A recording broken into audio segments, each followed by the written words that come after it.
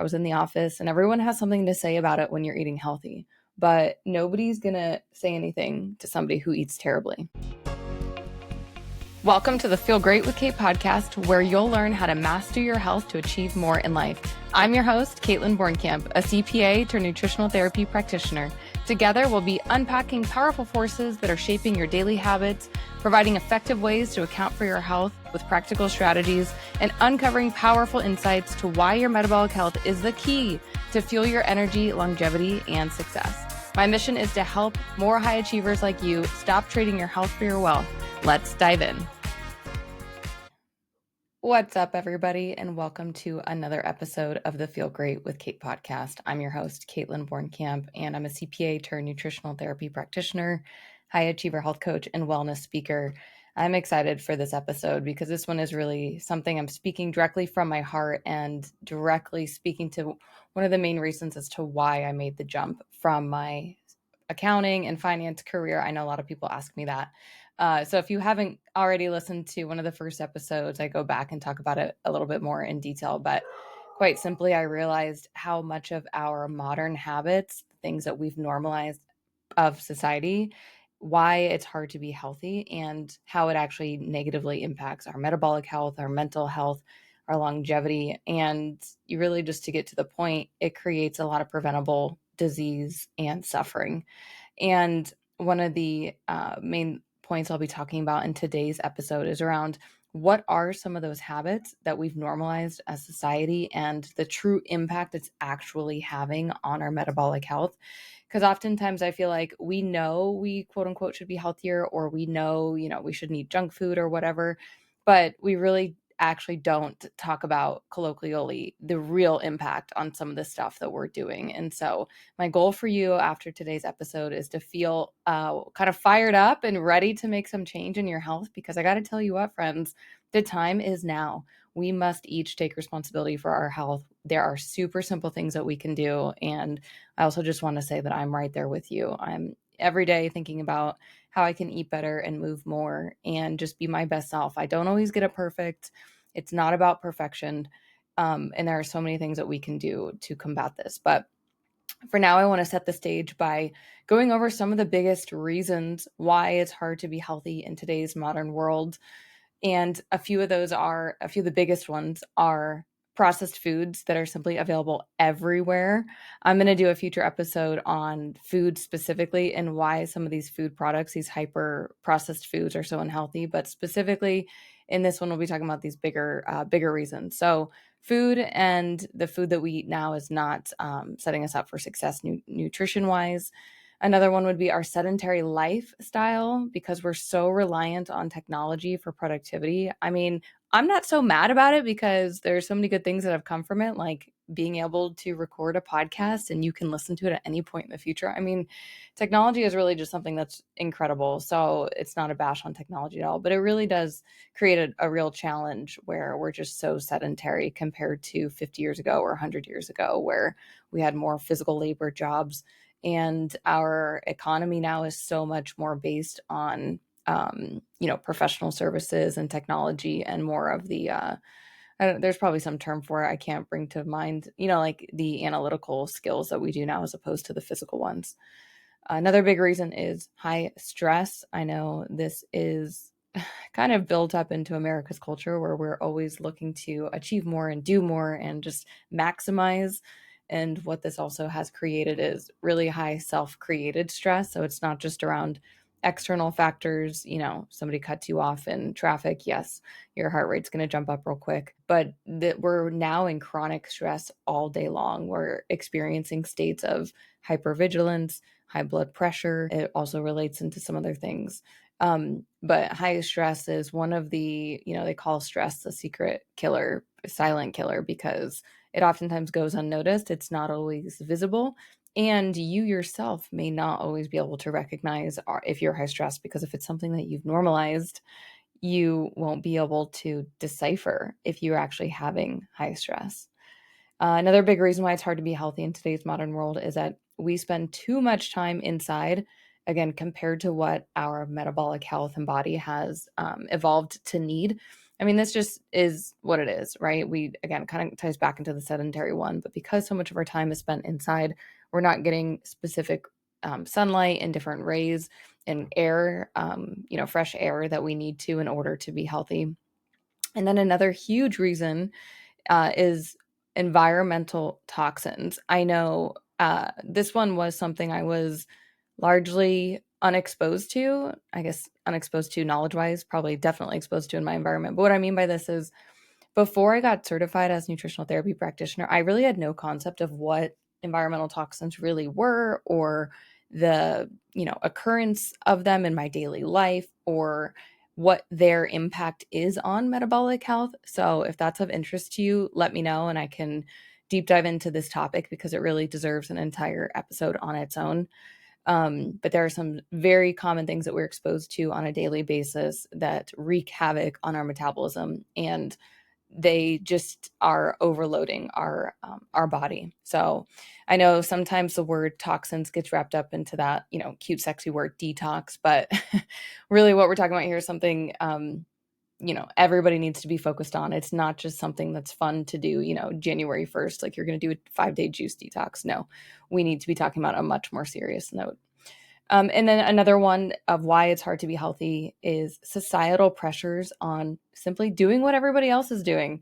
And I resonate with this one so much because I remember there's been multiple times with when I was eating out at restaurants or I was in the office, and everyone has something to say about it when you're eating healthy, but nobody's going to say anything to somebody who eats terribly, right? Like nobody's going to come up and question you and ask you why you're eating a donut or a piece of pizza. Why is that normalized?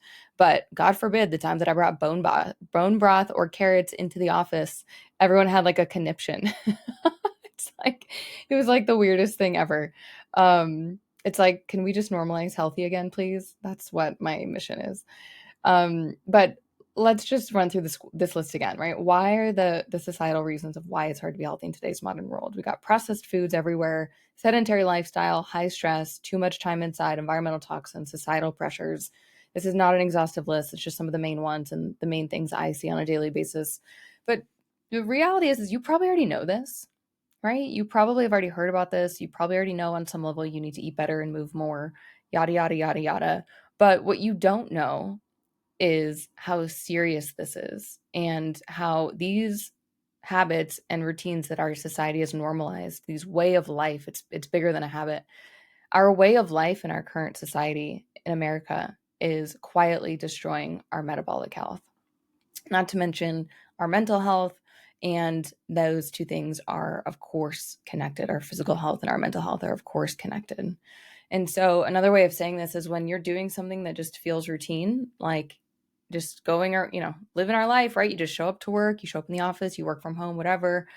You just spend time inside. Maybe we're not getting, any steps in or movement in throughout the day. We're just eating the normal food that we buy at grocery stores, etc. The list goes on and on.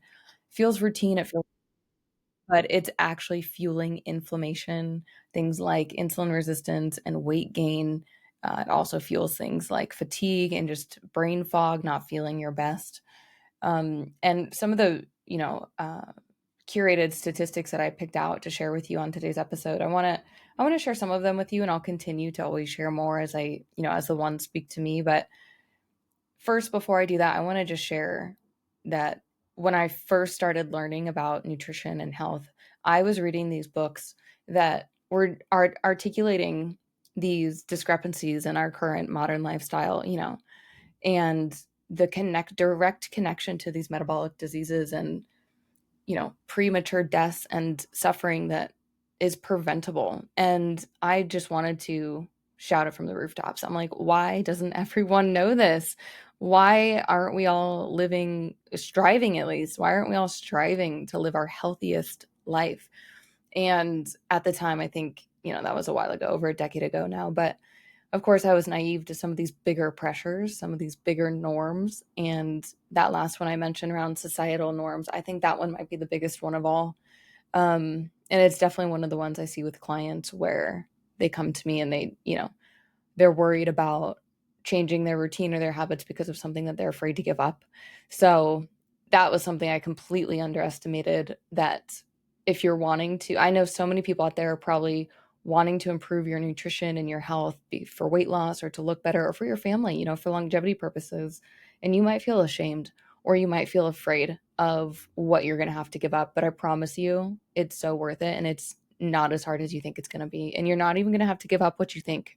I promise you, at least if you work with me. Okay. Because I operate with principles, not rules. But I just wanted to mention that because, again, the question is like, why aren't we striving to make our lifestyle healthier? Why are all the healthy people who are eating unprocessed foods and, moving their bodies, why do we have to equate them to be these like crunchy Birkenstocks, EV car drivers? Like, why do they have to just be these, put in this stereotypical box? It's like a yogi or something. And no offense to anybody who's that. I actually love that. And of course, I'm from Boulder, Colorado, so I totally get you. But it's like, why do we have to associate all these things with being a hippie or just being something else other than just normal? It just is interesting to take a step back and realize that our lifestyle isn't healthy. So anything that conflicts with the norm is going to be seen as weird. So we'll come back to that topic in just a moment of what we've normalized. But for now, I want to share with you a few impactful statistics on the real impact that these unhealthy habits and routines that we've normalized in society and what the impact is on our metabolic health. So the first one is 70% of Americans consume ultra-processed foods daily, and that leads to an increase of 60% higher metabolic syndrome, a risk, 60% higher risk of developing metabolic syndrome, right? And so what that's saying is that such a high degree, almost 3 out of 4 of us are consuming ultra-processed foods daily. And I'd be really interested to know what percentage of people are consuming, almost 90 or 100% of their calories a day from ultra-processed foods.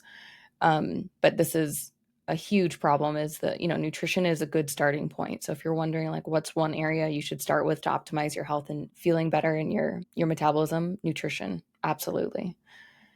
The next one is 7 hours a day of screen time equated to 12% increase in fasting glucose. And that's really interesting because you might be thinking, oh, I'm not somebody who eats junk food. I don't drink soda. I don't blah, blah, blah. I only have, cookies once in a while. So you're like, that last one, Kaitlin, didn't apply to me. That last category, no. But I don't know anybody who's not on their screen for, 5 to 10 or more hours a day. Like if you have a modern job, you are on a laptop doing emails and meetings and probably way longer than 7 hours a day, especially when you combine that with our own screen time, like on our phone. So really interesting that that's correlated to elevated fasting glucose. The next one is eating late at night spikes inflammation by over 18%.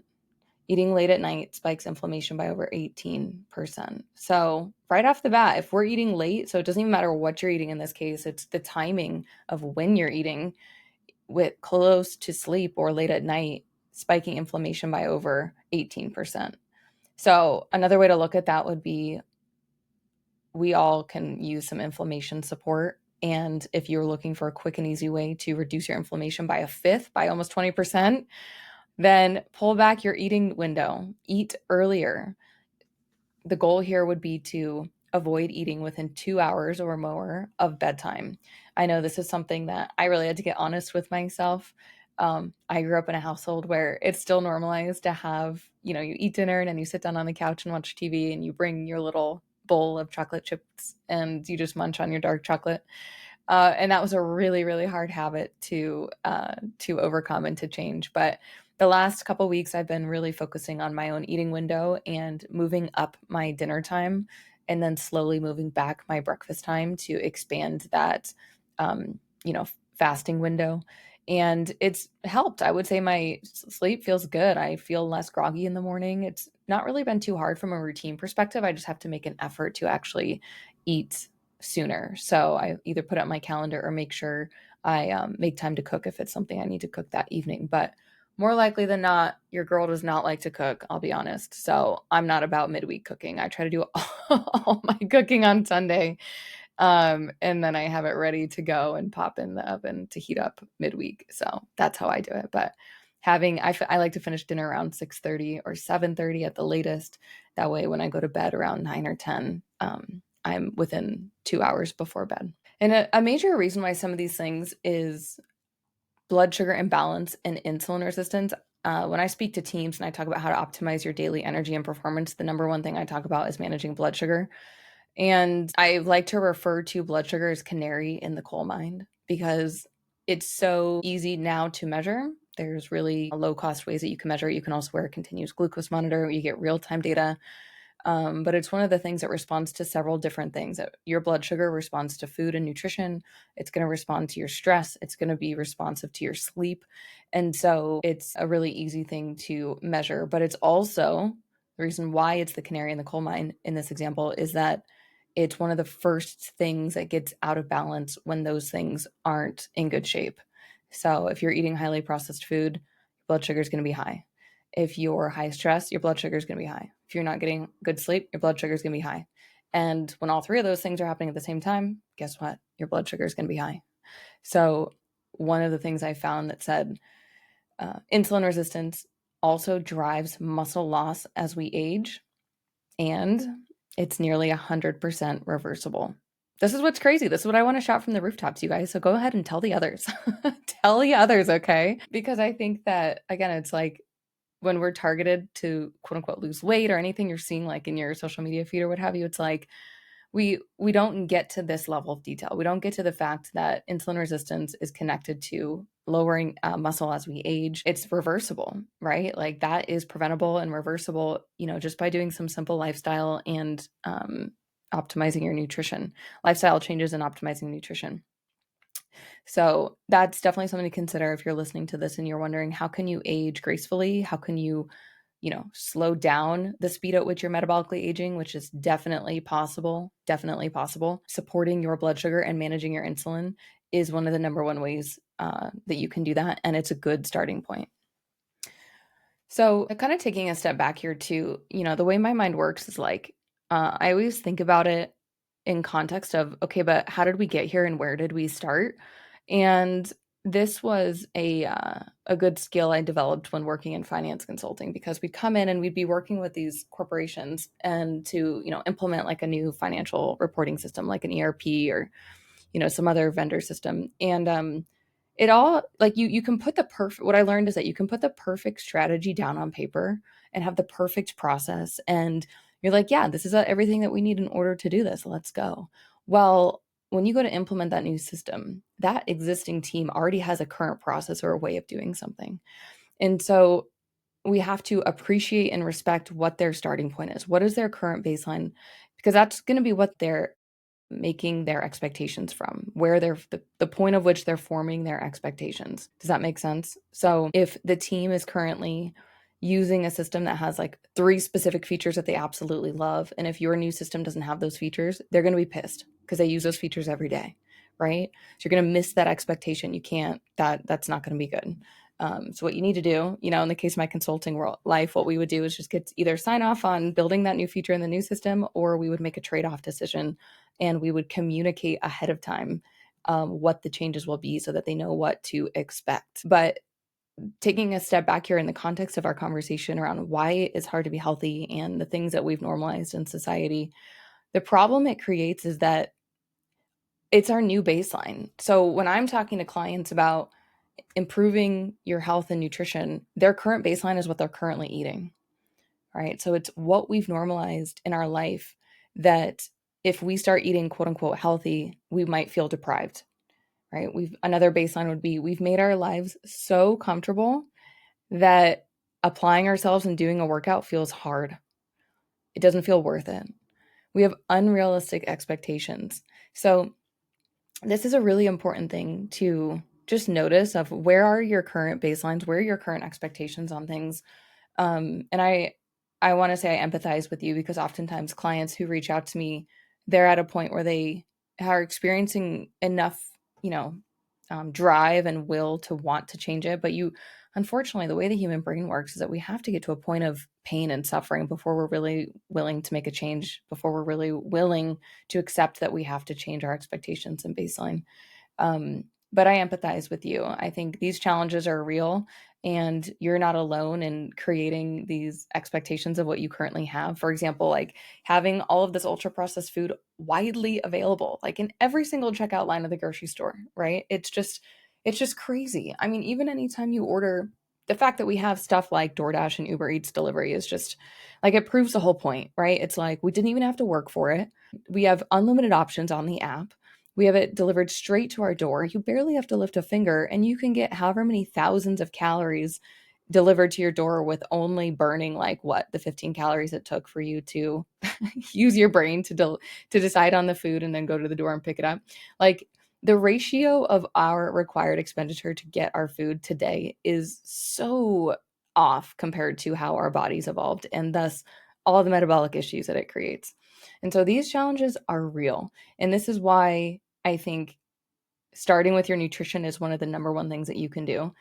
And I know in my time of deciding, when I was really still new in my journey of, wellness, and I wanted to get certified in something. And at the time, I didn't know if I wanted to do personal training or nutrition, because fitness had such a big impact on my life. And I love the gym. I love working out. And I think it's really applicable. It's really, instantly rewarding when you get a good workout in. But I just had thought back to my own experience has been that nutrition really fuels from within, and it's so foundational to everything else. So that's why I believe that, improving your nutrition and health is the biggest self-discovery journey, because you're going to have to push through some of your current beliefs or expectations if you really do want to see change. But I reassure you here, it doesn't have to be hard. It doesn't have to be scary. When you do it in a really approachable and sustainable way, it doesn't have to be some all or nothing mentality. I know a lot of clients, like I said, they come to me and they say, don't take away my wine, don't take away my ice cream. I'm like, don't worry, we won't start there.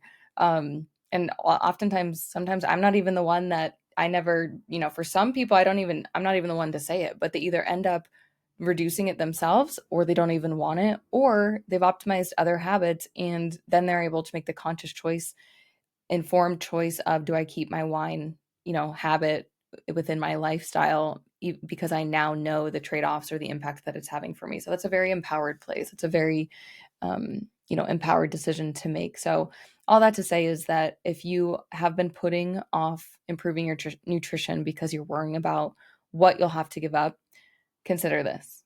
Your habits are already taking more from you than any diet ever could. Your habits are already taking more from you than any diet ever could. So again, I hope this episode was, inspiring and motivating, and if nothing else, lighting the fire under your ass to make better, healthy decisions. And I'm always here if you have questions. In fact, I love hearing from you guys. If you guys want specific things, questions, or topics addressed on a future episode, please feel free to submit those to me. The best way to do that is to go on LinkedIn, connect with me, and shoot me a DM on which topic or question that you'd love to see covered in the podcast. Because if you have the question, likely somebody else does too. And I love giving back. I love adding value. So let me know what questions you have. But I know this episode was a little bit heavy, and it's something that really gets me fired up. I just think that the end answer for all of us is, the more we each optimize our own lifestyle to be healthier, the more it really does start to become normalized, and the easier it'll be. At that point, all we would need to do is learn what to do. We wouldn't have as much societal pressure. And in fact, it would just start to become something we learn by seeing what other people are doing. It just happens to be healthy. That's like the vision I see for society, is just getting back to what's actually a match to our body and our, metabolic health and what we need. But it's going to happen slowly. And there's a lot of other factors at play. But the first place to start is with you, and you taking responsibility for what you can control. If you're wondering where to start with your nutrition, and do something super simple like we talked about in today, which would be just to expand the eating window after you finish dinner and before you go to sleep. So aim to get at least 2 hours in between that time. So finishing dinner 2 hours or more before you go to bed. That's a really super simple thing that you could start, and it's going to help you improve your insulin sensitivity. It's going to reduce sugar cravings. It's going to help you sleep better. It's going to help you reduce inflammation. So there you go. Already working to improve your health. So, all right, friends, it's been great spending time with you. Thank you again for spending one of your most valuable assets with me, which is your time and attention. As always, if you found this episode helpful, please consider leaving a 5-star review on Apple Podcasts or wherever you're listening. And if I haven't earned a 5-star review from you, please let me know how I can. Okay, until next time, my friends, stay healthy.